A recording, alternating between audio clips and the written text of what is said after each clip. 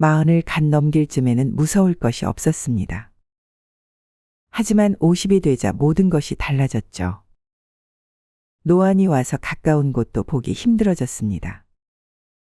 계단을 오를 때면 무릎이 편치 않고 염색하는 주기는 석 달에서 두 달, 한 달로 짧아져 갔죠. 마음엔 근심과 걱정이 쌓이고 밀려오는 우울감과 불안함은 어떻게 해소해야 할지 막막합니다. 대부분의 50대가 공통적으로 느끼는 감정입니다.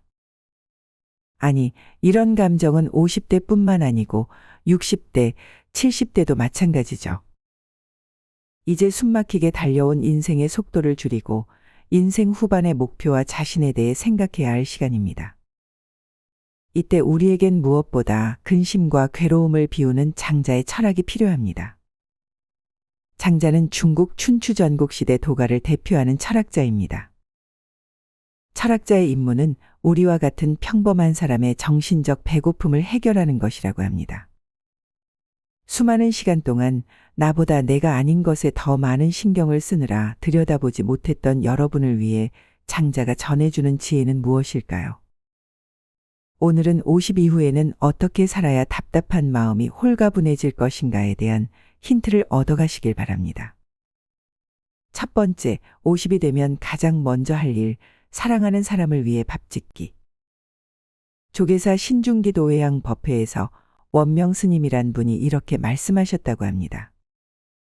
누군가의 마음을 아프게 했다면 미안하다는 생각에 머물지 말고 미안하다 전해야 합니다. 누군가에게 감사한 마음이 들었다면 고맙습니다 전해야 합니다.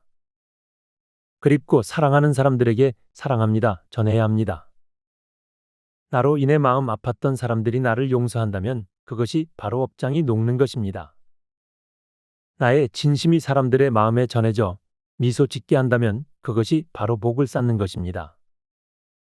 나로 인해 마음 아팠던 모든 존재에게 진심으로 참여하며 용서를 구합니다. 미안합니다. 용서하세요. 고맙습니다. 사랑합니다. 불교 신자는 아니지만 이런 좋은 말씀은 꼭 품에 간직하고 싶습니다.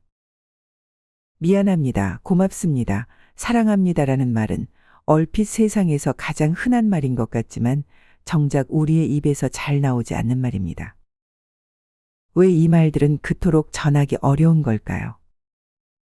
아마 성장 과정에서나 성인이 되어 생활하는 과정에서 자주 듣지 못했기 때문이 아닐까 합니다. 듣지 못한 것을 말할 수는 없는 거니까요. 또 다른 이유를 찾아본다면 우리의 지독한 편견과 의심 때문일지도 모르겠습니다. 삶에는 행복과 불행이 쉴 새 없이 끼어듭니다. 우리는 그 혼란한 상황 속에서 선택의 순간을 맞이하게 되죠. 안타깝게도 그 과정에서 내 주변에 사랑하는 사람들을 소홀히 대하는 경우가 있습니다. 소중한 사람에게 미안합니다, 고맙습니다, 사랑합니다 이 세 마디를 제대로 꺼내지 못합니다. 그렇게 살다 보니 주변은 온통 적들만 남습니다. 그뿐인가요?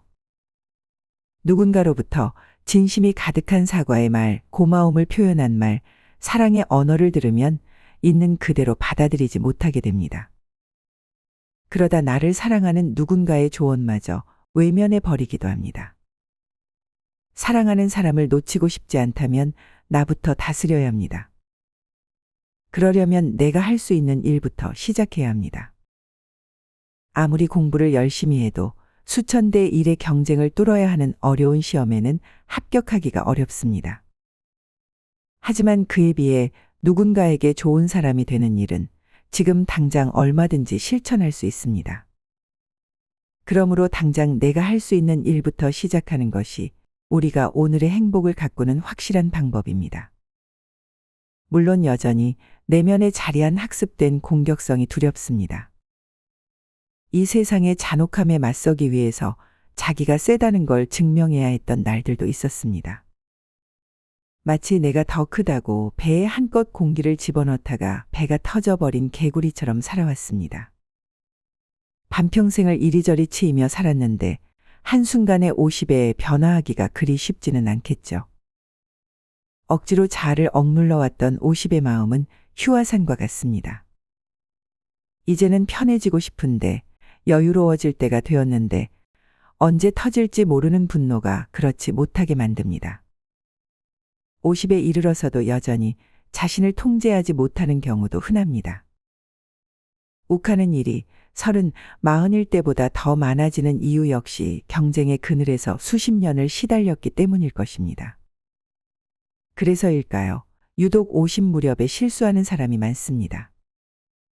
단 한 번 삐끗했을 뿐인데 그동안 쌓아왔던 부와 명예가 모두 급전직하로 추락합니다. 이에 대한 위기의식을 50의 우리는 반드시 느끼고 있어야 합니다. 그렇다면 주변의 모든 것을 따뜻하게 바라보고 사람들과 잘 지내면서 평화와 행복을 얻는 방법은 무엇일까요? 소확행은 이제는 익숙한 용어가 되었습니다. 소소하지만 확실한 행복의 줄임말로 일본 작가 무라카미 하루키가 처음으로 썼다는 말이죠. 돈, 명예, 권력처럼 크고 화려한 것을 쫓기보다는 일상의 소소한 행복이 더 소중하다는 메시지가 담긴 말입니다. 행복은 저절로 생기는 게 아니라 내가 만들어야 하는 것입니다. 이쯤에서 장자의 이야기에 귀를 기울여 봅니다. 열자라는 인물이 있습니다. 그는 계암이라는 무당에게 현혹됩니다. 이때 열자의 스승인 호자는 열자가 무당에게 매혹된 이유가 무당이 말하는 거짓된 도의 내용이 아닌 형식에 사로잡혔기 때문이라는 거랍니다. 호자는 열자에게 이렇게 경고합니다. 도라는 것은 보이지 않는 알맹이가 중요한 것이며 그것을 충실히 갖추어야 이 세상을 살아갈 수 있다. 스승 호자의 말을 들은 제자 열자는 어떻게 했을까요? 열자는 헛된 것에 이끌린 스스로를 부끄러워했습니다. 그리고 그동안 자기가 제대로 공부하지 못했음을 깨닫고 고향으로 돌아가기로 결심하죠. 그가 고향에서 자신의 부족한 학문적 소양을 갈고 닦기 위해 공부에 열중했을까요? 아닙니다. 열자는 귀향 후 3년 동안 집 밖에 나가지 않은 채 오로지 아내를 위해 밥을 짓고 돼지를 기르며 시간을 보냅니다. 그러자 세상 일에 대해 좋아하고 싫어하는 마음이 사라졌다고 합니다. 자신 안의 가식과 차별들을 쫓아낼 수 있게 되었으며 흔들리지 않고 중심을 잡으면서 일상을 누리게 되었습니다. 열자만의 소확행에 이른 것이죠. 장자, 내편, 응제왕 중에서 소확행이라는 단어는 무라카미 하루키가 만들었지만 그 개념은 이미 수천 년 전 장자에 나온 열자가 행한 것이었습니다. 다른 나라의 휴양지나 예쁜 도시에 가지 않고도 집에서 가족, 타인, 동물, 자연과 더불어 살며 행복을 찾은 것입니다. 행복은 결국 나에 관한 것입니다. 정확히는 내 주변을 둘러싼 것들과 어떤 관계를 맺느냐에 관한 문제이죠. 거기에는 나태한 시간을 다루는 것도 포함됩니다. 우리는 철이 들고 나서부터 나태한 시간을 제대로 가진 적이 없다고 여깁니다. 그래서 50이 되어 시간이 주어져도 어떻게 해야 할지 몰라 전전긍긍하죠. 나태해질 것인지 적절하게 분주해질 것인지를 결정하는 건 개인의 선택에 따를 뿐입니다. 다만 이때 무엇을 할 것인가는 중요합니다. 여전히 자기 이야기 없이 오직 남의 이야기에만 관심을 쏟고 있다면 아까운 시간을 허비하는 셈이니까요. 50에는 적절하게 분주해져야 합니다. 그리고 분주해지는 방법을 장자는 열자의 이야기를 들어 설명했습니다. 집으로 돌아가 배우자를 위해 밥을 차리고 마치 사람을 대하듯이 반려견을 정성스럽게 챙기는 것. 장자에 의하면 이런 소소한 분주함이 모여 50의 소확행을 이루고 도에 이르게 하는 것이겠죠. 50의 배움은 생각보다 거창하지 않습니다. 두 번째, 길은 걸어가는 대로 완성된다. 장자는 대단한 이야기꾼이었던 것 같습니다. 어렵지 않고 재미있는 이야기로 큰 깨달음을 주니까요. 여이라는 여인이 있습니다. 예라는 지역에서 살았는데 그곳에서 벼슬을 하던 아버지를 둔 딸이었습니다. 그런 여이가 어느 날 강제로 진나라의 왕궁으로 끌려갑니다. 슬픔과 걱정에 잠긴 여인은 펑펑 눈물을 흘렸는데 그 눈물이 옷깃을 흠뻑 적실 정도였답니다. 그런데 반전이 일어납니다. 여의가 진나라의 화려한 왕궁 생활에 익숙해진 것입니다. 맛있는 고기도 실컷 먹습니다. 풍족한 삶을 누리게 된 여인은 자신이 끌려올 때 눈물 흘린 일을 후회합니다. 어쩌면 이곳에 좀 더 빨리 왔어야 했다고 생각했을지도 모르겠습니다. 말 그대로 울다가 웃는 상황입니다. 장자, 내 편 재물론 중에서 우리는 어떤 고통과 슬픔이 또다시 나를 괴롭힐까 두렵습니다. 하지만 그렇다고 무작정 불안해할 필요가 있을까요? 50이라는 나이는 일종의 벽과 같습니다. 그 벽 앞에서 주저앉아 버린다면, 포기하고 뒤돌아선다면 발걸음은 딱 거기에 멈출 수밖에 없습니다. 이 벽은 우리가 세상의 모든 것에 얼마나 열정적으로 대응할 준비가 되어 있는지를 묻고 있는 것입니다. 새롭게 도전하기에는 너무 늦은 게 아닐까 겁이 나기도 합니다. 하지만 사실 겁낼 것 없는 벽일지도 모릅니다. 솜사탕으로 된 벽일지도 모르니까요. 여인은 고향과 세상을 가로막은 벽을 바라보며 슬퍼했습니다. 그런데 우연히 그 벽을 넘어보니 더 나은 삶이 있었습니다. 50이라는 나이도 마찬가지입니다. 나이가 많다고 쉽게 무엇인가를 포기하기보다는 우리를 기다리고 있을 새로운 기쁨과 마주하는 선택을 해보면 어떨까요? 그때 우리는 이렇게 생각할지도 모릅니다. 이럴 줄 알았으면 빨리 50이 될 걸 그랬어. 여의의 이야기로부터 인생의 지침 하나를 발견하게 됩니다. 내가 지금 즐거워하는 것이 참으로 즐거운 게 아닐 수 있고, 내가 옳지 않은 것이라고 여기는 것이 정말로 옳지 않은 게 아닐 수 있다는 것입니다. 여의의 이야기는 장자의 유연한 생각이 돋보이는 일화가 아닐 수 없습니다. 그리고 한 문장이 문득 떠오릅니다. 길은 걸어가는 대로 완성된다. 옳고 그름을 분별할 필요도 없고 그저 묵묵히 길을 걷다 보면 50 이전과는 또 다른 길이 우리를 기다립니다. 어차피 인생은 한바탕의 꿈과 같은 것 아니겠습니까? 이왕이면 악몽일지도 모른다며 지레 겁먹기보다는 신나고 즐거운 꿈일 것이라고 긍정적으로 생각하는 게 낫지 않을까요? 마치 소풍을 떠나듯 새로운 길을 가면서도 길이 만들어지는 과정을 여유롭게 지켜볼 줄 아는 50이 되라는 장자의 권유가 따뜻하게 느껴집니다. 50이 되었지만 여전히 나를 부자연스럽게 만드는 가치나 기준 그리고 규범에 얽매이곤 합니다. 장자는 이런 것들에서 벗어나 창조적으로 나만의 길을 가라고 조언하며 불안한 우리의 마음을 다독여줍니다. 물론 자유가 우리의 일상에 당연한 것으로 느껴지지는 않습니다. 다만 장자의 말에는 우리 앞에 닥친 한계를 그저 자연스럽게 받아들이며 돌파해 가라는 응원이 담겼습니다. 마음을 가볍게 비우면 우리는 도전할 수 있습니다. 어떤 일이 이루어지기 위해서는 조건이 마련되어야 하는데 그 조건 속으로 뛰어들기를 거부하거나 주저한다면 어떤 일도 이루어지지 않겠죠. 장자의 격려를 통해 우리는 기회가 왔을 때 이를 놓치지 않고 새 출발을 위한 발판으로 삼게 될 것입니다. 생각해보면 장자는 무엇이 옳고 그른지, 선하고 악한지를 크게 개의치 않았던 것 같습니다. 좀 더 큰 게 있고 좀 더 작은 게 있을 수 있으나 큰 것을 취해야 한다고 생각하는 대신에 큰 것을 취하면 작은 것도 자연스럽게 취하게 된다는 여유를 갖고 있었던 것입니다. 다만 장자는 변화에 관심이 있었습니다.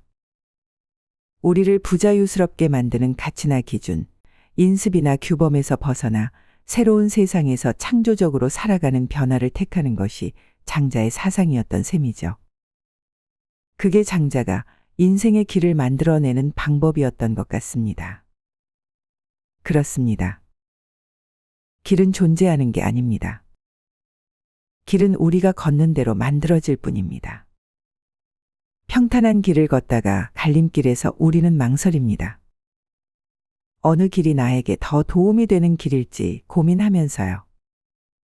사실 우리는 그동안 누군가가 만들어 놓은 길을 쫓아왔습니다. 50이 되어 보니 이제는 걷는 대로 길이 만들어지는 것을 느낍니다. 미국의 시인 로버트 프로스트가 쓴 시의 한 부분이 생각나는 순간입니다. 단풍 가득한 숲속에 두 갈래 길이 있었습니다.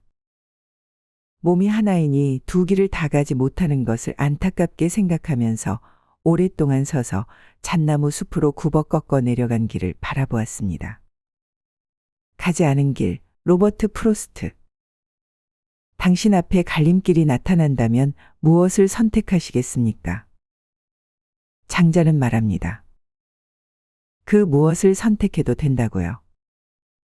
그리고 집착에서 벗어난다면 새로운 세상과 만나는 기쁨을 누릴 수 있을 거라고요. 시인 프로스트는 선택의 순간은 다시 돌아오지 않는다는 것을 강조했으나 이에 반해 장자는 한결 여유롭습니다. 그리고 우리에게 권합니다. 그냥 가봐, 괜찮아. 가다가 못 가면 다시 돌아와도 좋아. 세 번째, 쓸모와 책임을 내려놓을 용기. 어느 날 장자와 해자가 만나 이야기를 나눕니다. 쓸모를 중시했던 해자가 장자에게 이렇게 한탄합니다. 제게 큰 나무가 있습니다. 그런데 줄기는 울퉁불퉁하고 가지는 비비꼬여서 지나가는 목수마저 눈길을 주지 않습니다. 하지만 장자는 이렇게 이야기합니다. 그냥 저기 저 막막한 들판에 심어두고 그 곁에서 하는 일 없이 한가로이 쉬면 어떻겠습니까? 그 주변에서 슬슬 산책을 해도 괜찮고요. 그러다 나무 그늘 아래에 누워 낮잠을 자는 건 또 어떨까요? 아무 곳에나 심어 놓아도 누군가의 도끼에 찍힐 일 없고 누군가에게 해를 주지도 않는 당신의 커다란 나무가 쓸모없다고 괴로워할 이유가 없지 않습니까? 장자, 내 편 소유유 중에서. 장자는 나무의 쓸모를 논하지 않고 있는 그대로의 모습을 넉넉하게 받아들이면 된다고 말합니다. 팍팍했던 시간을 지나서 이제 50입니다. 있는 그대로도 괜찮다는 말은 건조해질 대로 건조해진 마음을 위로해 주는 듯합니다. 50이 되기까지 우리는 목적지를 향해 쉼없이 달려왔습니다. 하지만 목적지에 다다르자 갈 곳을 잃고 말았습니다.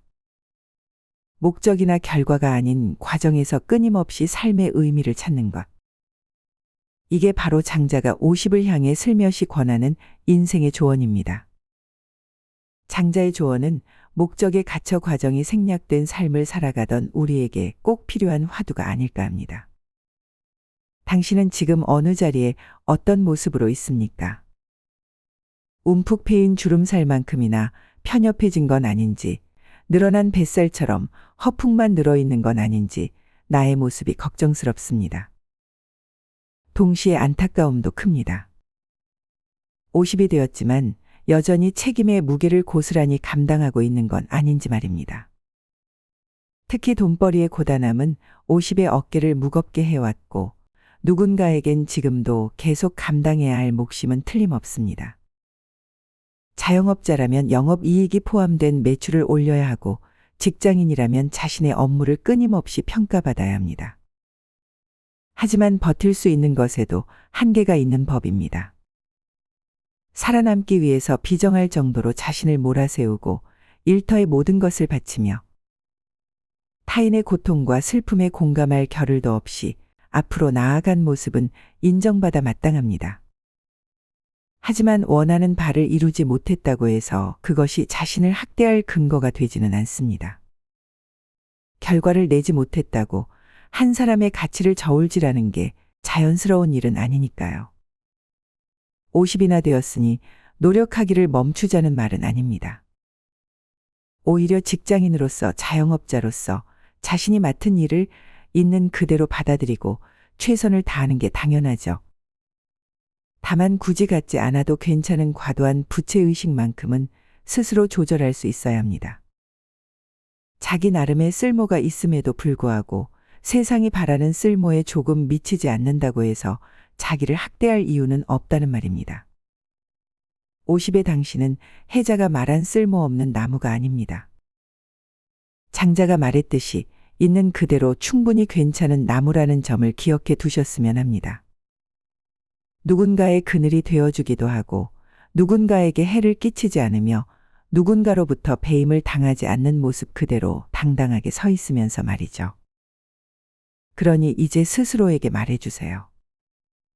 50이 되었다면 더 이상 스스로 쓸모가 없다며 괴로워하지 않기를 바랍니다. 쓸모는 자신이 결정하는 것이지 세상의 허튼 말에 정해지는 것도 아니라는 점 역시 기억해 주시고요.